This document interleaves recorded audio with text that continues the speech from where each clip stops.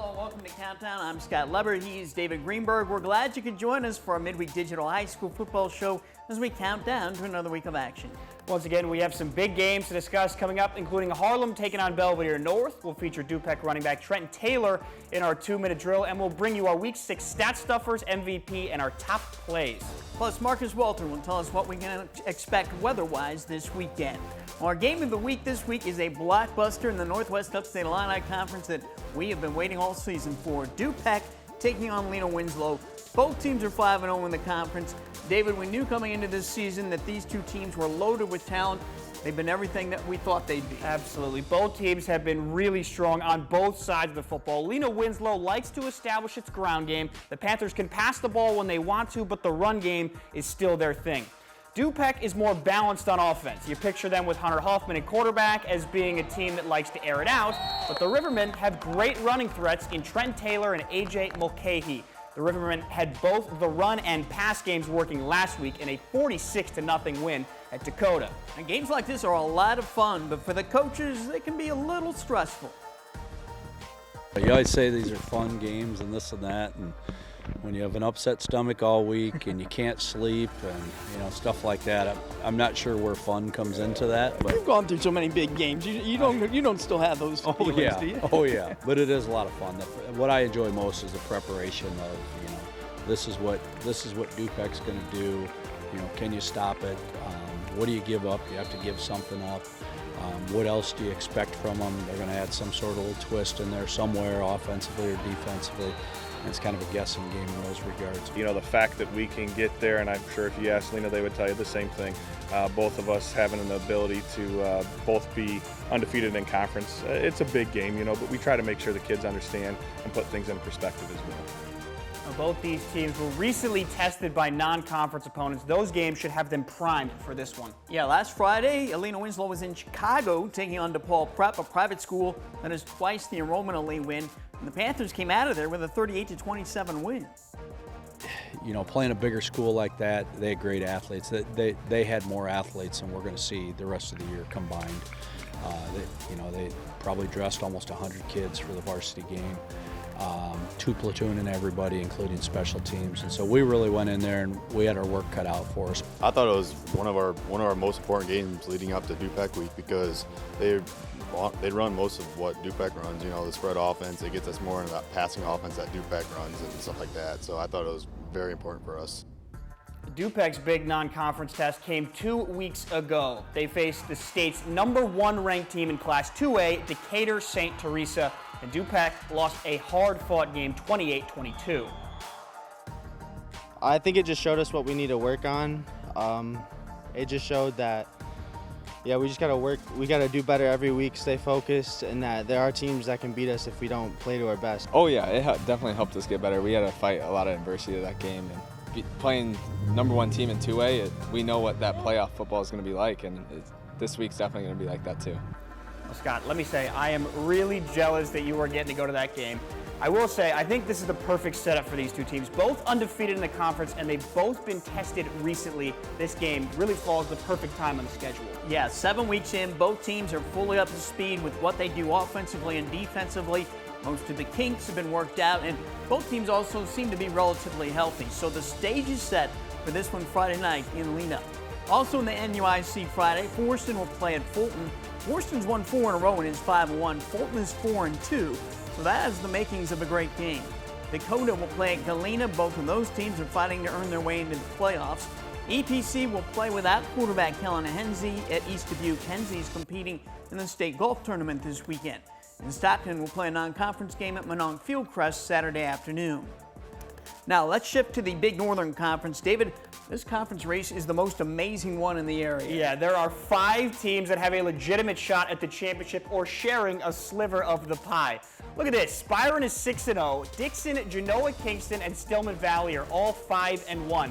Obviously, Byron's in the best position, but the Tigers have a key game at Dixon next week. So these final 3 weeks are going to be a wild scramble in that conference. 2 years ago, there was a 3-way tie for the conference championship between Byron, Stillman, and Genoa, Kingston. We could see something similar to that again, but someone first has to prove they can beat Byron. In the big Northern Conference this week, Oregon will play at Byron. Genoa Kingston will play at Dixon. That's the big one in the conference. Rockford Christian will play at Rockford Lutheran. Should be a pretty competitive game and a good rivalry as well. North Boone will play at Rock Falls, and Stillman Valley plays at Winnebago. Stillman has been on a roll. The Cardinals have won their last 5 games. Let's talk about this one a little bit now. Stillman is eligible for the playoffs already with the 5 wins. But the Cardinals, as we just saw, they're still in the thick of the race for the conference championship. The Cardinals need to keep winning. And Bago David is pressing to become eligible for the playoffs. That's right. They have to win 2 of their final 3 games to become eligible. So they have Stillman Valley this week, then North Boone, and then Rockford Lutheran. So Bago could very well get in. And I spoke to their head coach, Mark Helm, about this critical final stretch for his Indians. It's a real big one.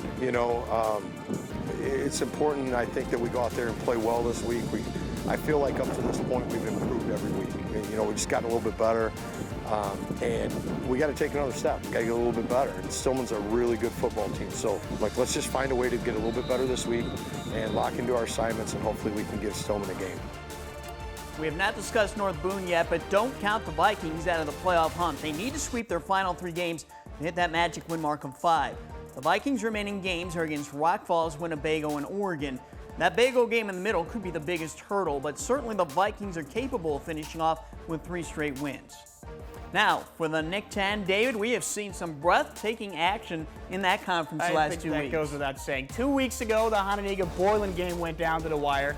Last week, the Hononegah-Belvedere North game was a nail-biter, and then the Harlem-Boylan game last week was filled with tons of big plays. The Nick 10 is serving up another blockbuster game. This weekend, Harlem going to take on Belvedere North. Both teams are 5-1, tied for 2nd place, 1 game behind Hononegah. What should we expect in this game? Great defense. These 2 teams have given up the fewest points in the conference. I would anticipate a low-scoring game. I think both defenses will load up to stop the run, try to force the other team to pass the ball. I also think turnovers will be big in this game, and special teams too. Harlem, has an electric return game with DeAndre Young, and Belvedere North has a great kicker in Aiden Montez. I asked North coach Jeff Beck recently about the luxury of having a kicker like Montez who can boom those kickoffs into the end zone. Well, it's been awesome to, defensively, to know that most of the time we kick off, the opposing offense is going to start at the 20-yard line and have to go 80 yards to score. I think that's a really good feeling, as a defensive coach to know that they have to go 80 and not 60, not 50. That's really been key. And then just the ability that we have with Aiden to put some points on the board when a drive stalls out. Well, there will only be 4 Nick 10 games this week. The Auburn-Jefferson game was canceled because Jefferson's team is in COVID quarantine. Conference leader Hononegah will host Belvedere. East will play at Freeport, and Boylan plays at Guilford. Boylan's coming off back-to-back losses to Hononegah and Harlem, so the Titans at 3-3 need to win 2 of their remaining games to become eligible for the playoffs. Their remaining opponents are Guilford, Freeport, and East. The E-Rabs are in a similar position. They're 3-3, so they need to win 2 of their last 3 games. They play at Freeport, then they'll host Jefferson if the Jayhawks try to quarantine, and then they'll finish by hosting Boylan. Freeport also needs to win 2 of its last 3 games to reach 5 wins and become eligible for the playoffs. The Pretzels have a tough road. They host East, then they play at Boylan, and they'll finish up by hosting Belvedere North, and there are no slouches there. We'll get to our top 5 plays of the past week and our MVP in a moment. Right now, Dupac's Trenton Taylor joins me in our 2-minute drill. Well, Trent, you're a heck of a running back. You're a heck of a linebacker. If Coach gave you the option just for fun one day and said, Trenton, what position would you like to play just for kicks? What would that be? Quarterback would be fun to throw the ball a little more. We run Wildcat, but to throw the ball would be pretty cool. Have you ever played quarterback at the lower levels? Or no, I've always been running back.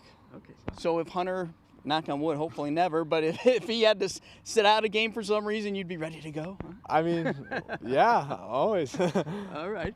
Hey, tell me, you play baseball, you play basketball, you obviously play football. All right. I'm guessing you're one of those guys who's just a great all-around athlete, but is there a sport you've ever tried that you were not very good at? Well, last fall I tried out for golf. I was okay. I wasn't that good though.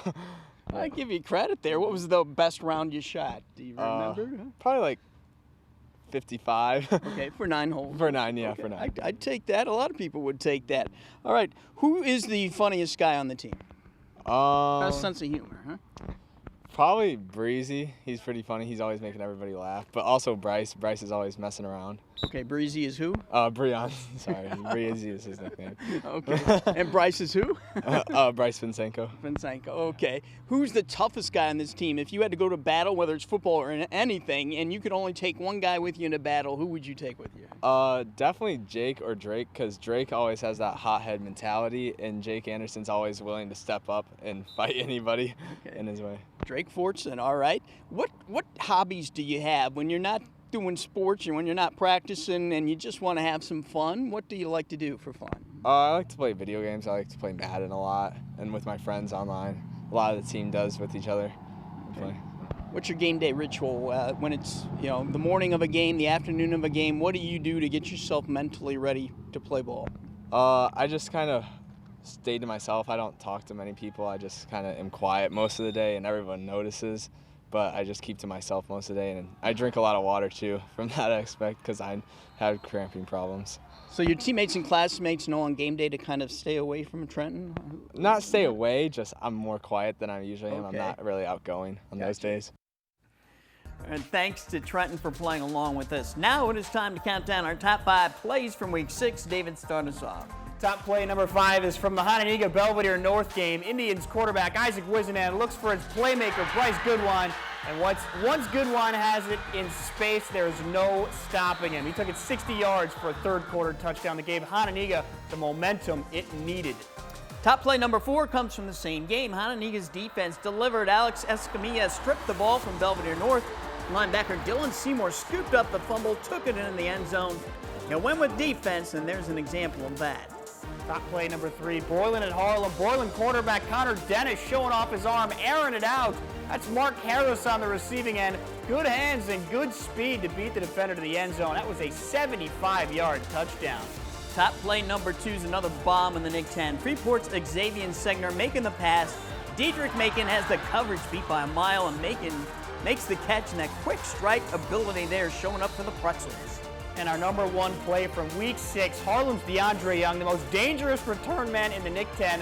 He took 2 to the house against Boylan. On the second one, scooped up the ball on the turf, starts up the middle, avoids the tackler, heads for the outside, and from there, there's a whole lot of friends in orange and black ready to escort him to the end zone. DeAndre Young makes our countdown top play for Week 6. Now for our Week 6 stat stuffers, Harlem's Adrian Palos had a big night against Boylan. He rushed for 185 yards and 2 touchdowns. Dupex's Hunter Hoffman completed 16 of 19 passes for 179 yards and 2 touchdowns at Dakota. Auburn quarterback Oshavian Dismute completed 17 of 24 passes for 234 yards and a touchdown against Belvedere. Rockford Christian sophomore quarterback Keon Leach had a productive game against Winnebago. He passed for 175 yards and 3 touchdowns. Also rushed for 64. Harlem linebacker Eric Serrano did his thing against Boylan. He had 3.5 tackles for a loss. He also intercepted a pass. Freeport quarterback Xavier Segner was a dual threat against Jefferson. He passed for 183 yards and 3 touchdowns and rushed for 2 as well. Another Pretzel did some damage was Ryan Kuhn. He rushed for 114 yards and he scored 3 touchdowns. That's an efficient night for him. And Boylan receiver Mark Harris had 6 receptions for 160 yards and a touchdown for the Titans at Harlem. Our Week 6 MVP is Harlem's DeAndre Young. He not only had 2 kickoff returns for touchdowns against Boylan, Young also rushed for 70 yards, and on defense, he had 5 tackles. DeAndre Young is our Week 6 MVP. Well, let's get into some weathers now. Here's Marcus Walter with what type of conditions we can expect Friday night.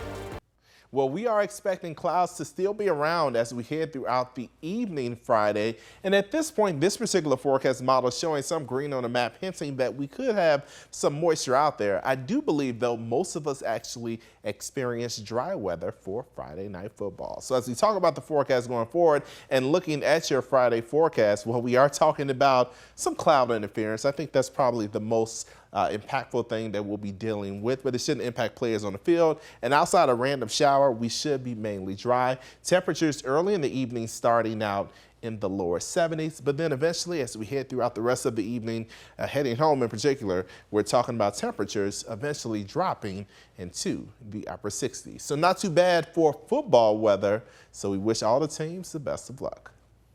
Thank you, Marcus. Well, be sure to join us Friday night for all the Week 6 highlights on Overtime. That comes your way live at 11 p.m. on Fox 39. We'll also be rebroadcast on Fox 39 Sunday mornings at 9. This is Countdown. Watch for it each week on our website, mystateline.com, on our WTVO YouTube page, and on social media as we count down to each weekend of action. We'll see you Friday night at 11 for Overtime.